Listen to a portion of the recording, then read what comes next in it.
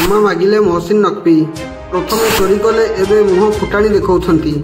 भांगुनी Mohsin Naqvi मुहतोड़। गतकाली SCC बैठक में तेवर देखाइबा पर आज जदिओ नरमिछंती नकवी तेबे भी भांगिनी मुहतोड़।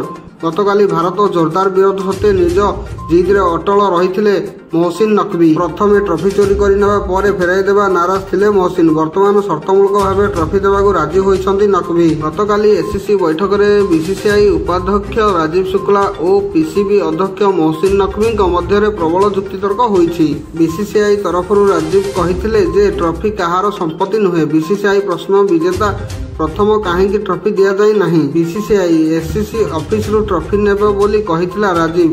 तेबे एहार जोरदार विरोध करिथिला मोहसिन नकवी। से कहिथिले विश्व सामने मु कार्टून भली छिड़ा होइथिली, केही ट्रॉफी नेबाको आसिले मते पूर्वर जणाई दिया जाइथिला ट्रॉफी नेबेनी बोली।